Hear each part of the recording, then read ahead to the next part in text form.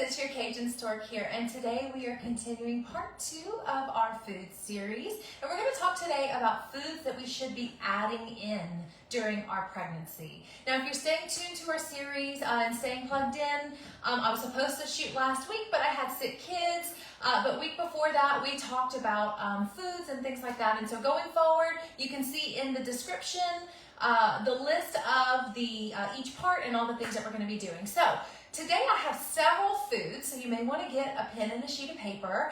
I'm going to try not to ramble. I'm going to stay on point. We're going to get through this. But you guys, these are such great tips on foods you should be adding in your pregnancy. And actually, I've created a document that I give to my clients in my own practice, foods in pregnancy. And that's what I'm basing today's conversation off of. So let's go ahead and jump right in. The first food is a little bit kind of a sneaky one, right? It's not an actual food, it's the idea of food. The first thing I want you guys to add in your pregnancy is whole foods.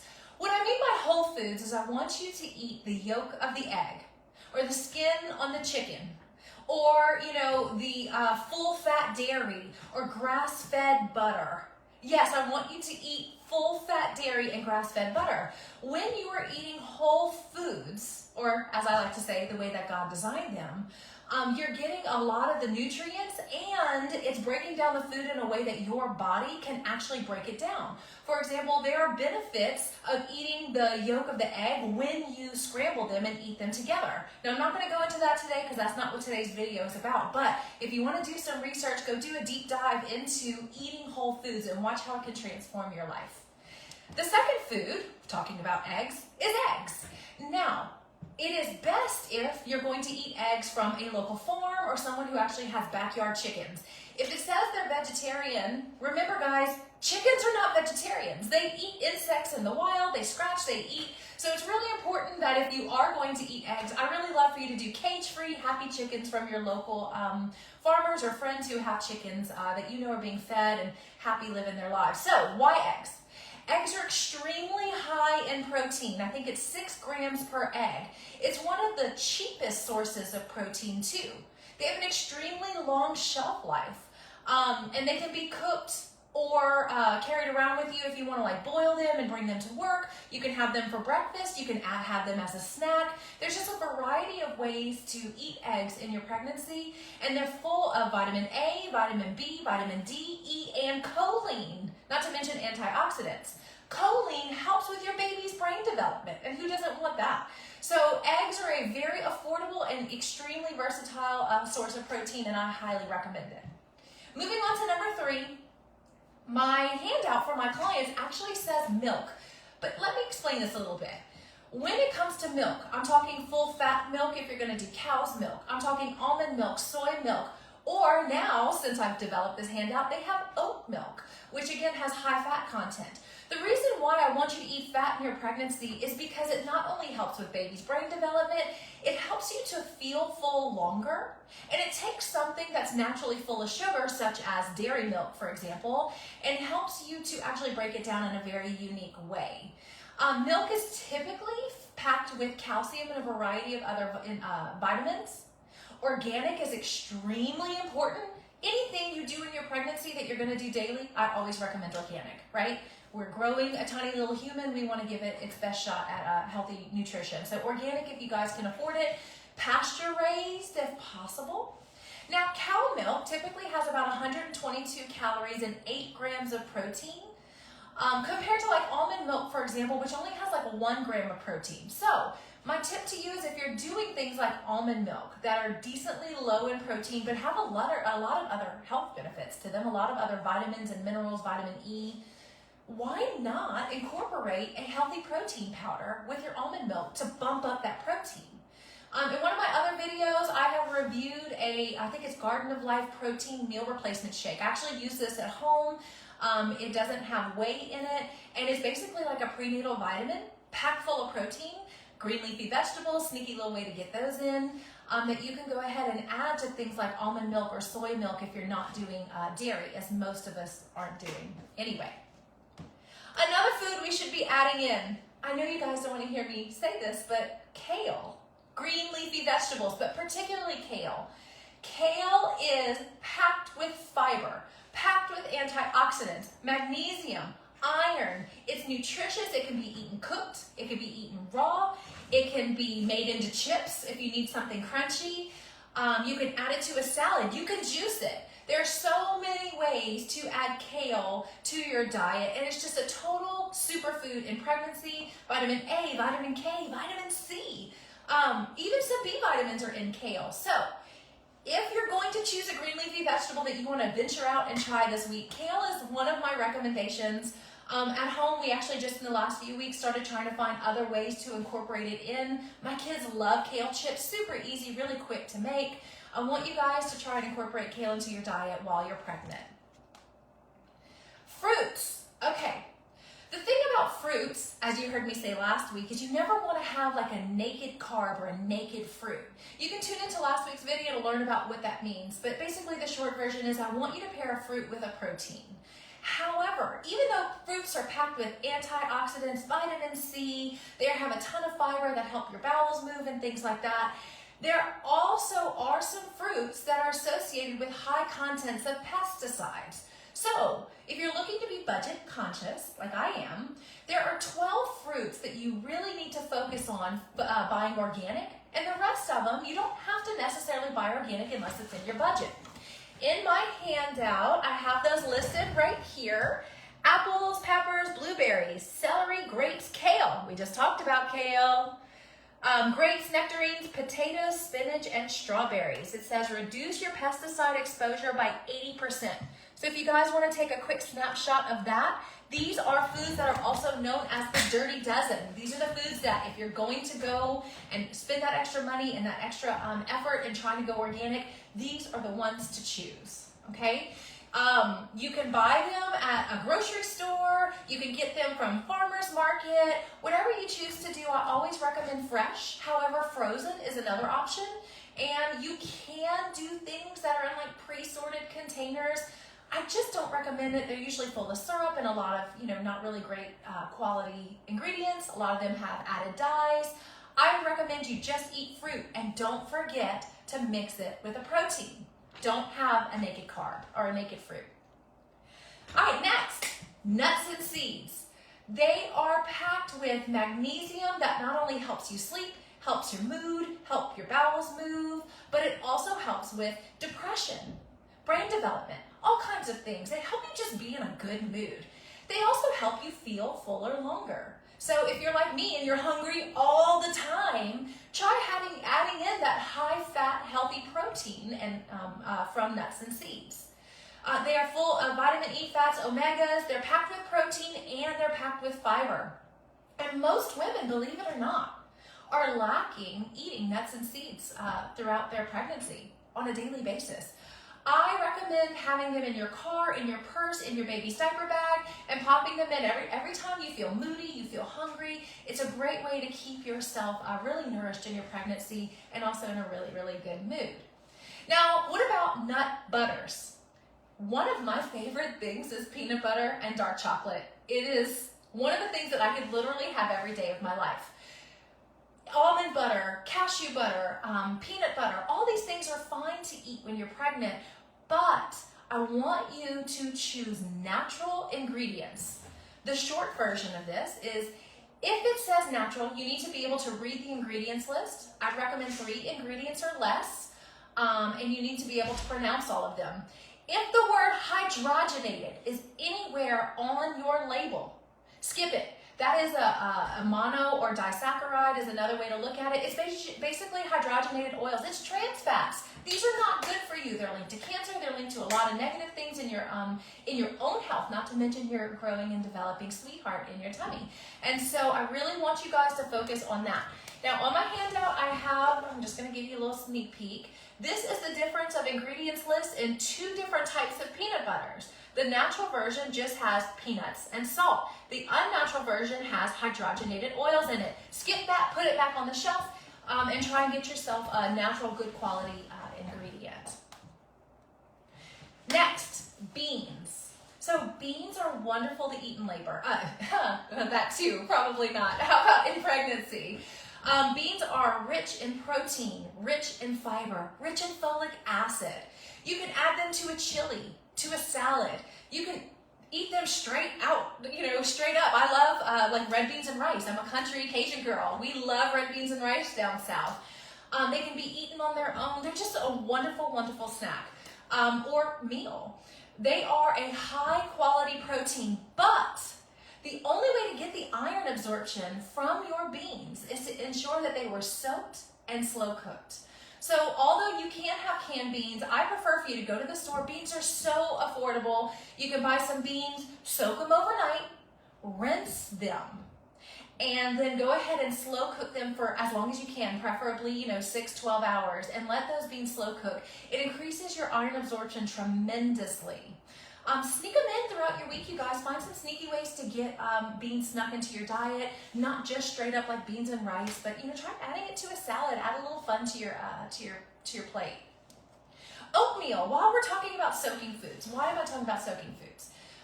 So there are certain ways and chemical reactions the way that foods are, and by having things like oatmeal, brown rice, and beans soaked, rinsed, and slow cooked, you tremendously increase the iron absorption. So oatmeal falls into that category as well.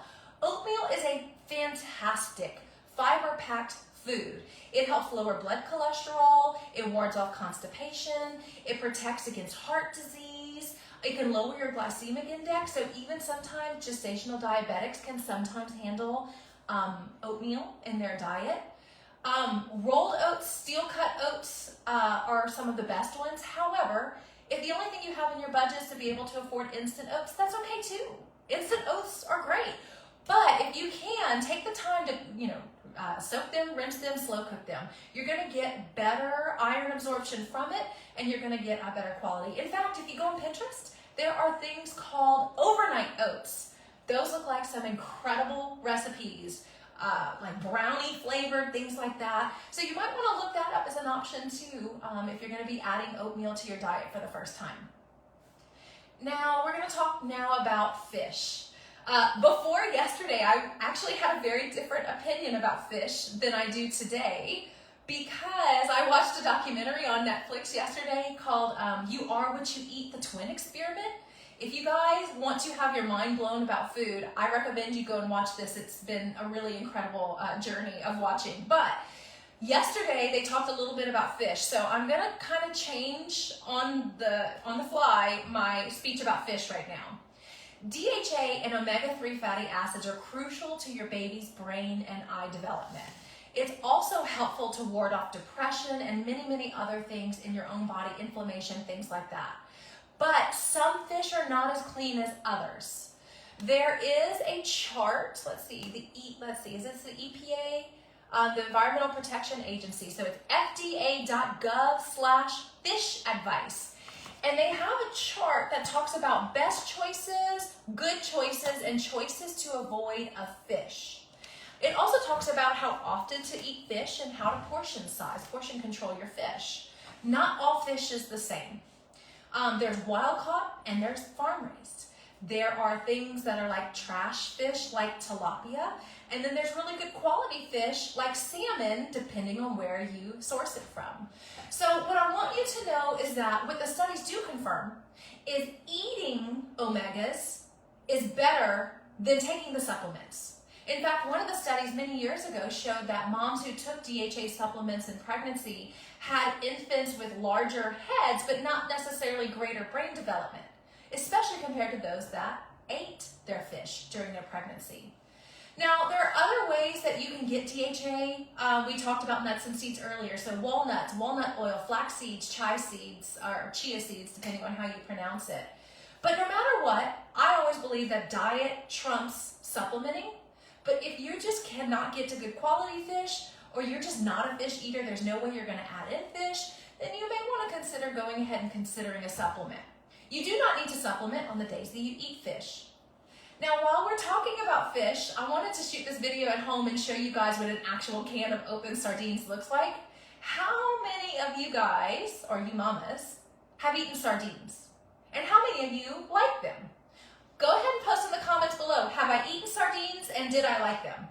Sardines and anchovies are not the same thing. I know a lot of people don't like anchovies because they're, super salty, but sardines are actually really wonderful, and they're wonderful for you when you're pregnant. They're a superfood. They have a ton high in protein.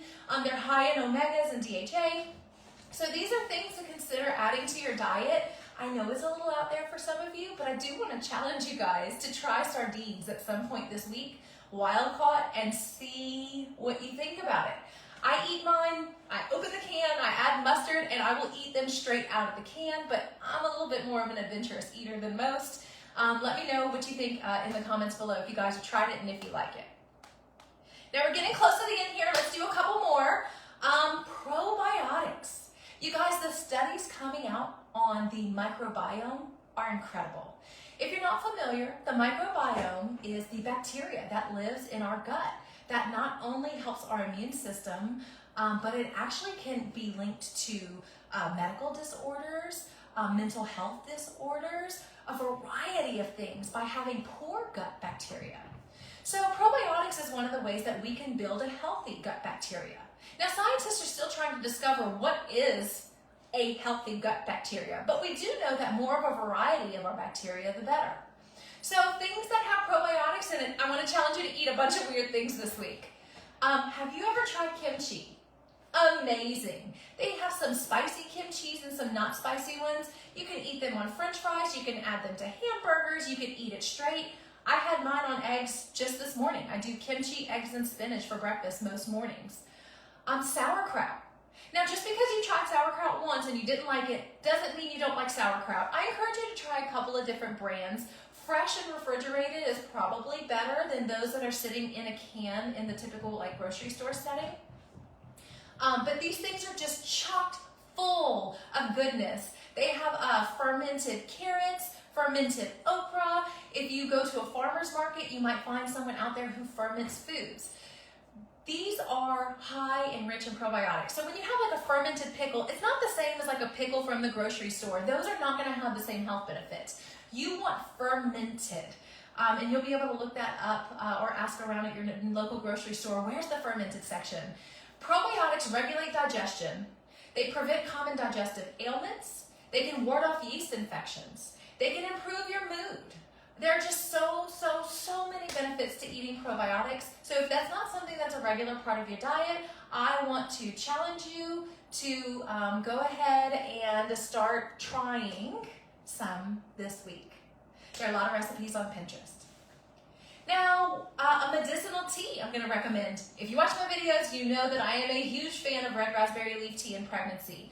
Loaded with vitamin C, E, A, B, magnesium, potassium, calcium, phosphorus, so many things in red raspberry leaf that are good for you when you're pregnant, even when you're not pregnant, even when you're postpartum. Did you know that your kids and your husband could also drink red raspberry leaf tea?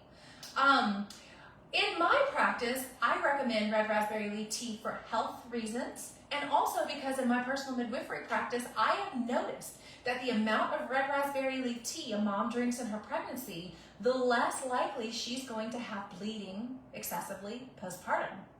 However, the studies show that drinking red raspberry leaf tea in your pregnancy actually reduces the pushing phase of delivery, meaning you're going to push for less time, your baby's going to come out faster, and who doesn't want that? But I recommend it for medicinal reasons too. There are so many benefits to hydrating with red raspberry leaf tea in your pregnancy. I recommend 2 to 3 cups a day every day, starting in your second trimester, and in your third trimester, maybe bumping up to 4 cups a day. I know it's a lot, but you guys, I've been practicing for a decade now. It's worth it. This is great stuff. And again, remember, anything you do in your pregnancy that you do daily, I want you to do it organically. The last but certainly not least is water. Do you know how many moms I have to counsel to add water to their diet? A lot. 60% of your body weight is water. And every day in your pregnancy, you should be gaining weight because you're gaining amniotic fluid, increased blood volume. You're also growing a placenta and a tiny little baby in there that's going to get bigger. There's a lot of things that need water in your pregnancy. If you're dehydrated in pregnancy, you're going to notice your joints ache. I see a lot of that with moms who are dehydrated. They feel exhausted and achy their whole pregnancy. Their skin's dry, they're constipated. Their lips are dry, cracked, or sometimes even bleeding. It's really important for you to hydrate during your pregnancy, and a simple rule of thumb is this. whatever your weight is in pounds, divided by 2, and that's how many ounces you need. So I'm 140 pounds, divided by 2, I personally need 70 ounces of water every day. So spring water would be your best option if that's something that's in your budget and local. The type of water you drink really is important. Do not drink distilled water when you're pregnant. It has no minerals or vitamins in it that you need. You really need to be drinking spring water or filtered water if those are available to you. It helps you maintain your blood volume. There's so many benefits, but more important, you guys, thirst is a late sign of being dehydrated. So if you're feeling thirsty, you need to catch up.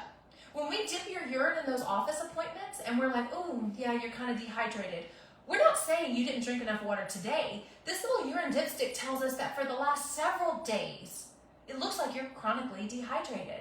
So let's get us hydrated. Let's get those bowels moving regularly in pregnancy. Let's get the pain down and the joy up. There's just so many things about being hydrated. I could do a whole series on just that, but I'm gonna go ahead and keep this short so that you guys can keep adding to your list. So that's my list of foods to add in during your pregnancy. I'm totally open to suggestions if you guys want to add more in the comments below.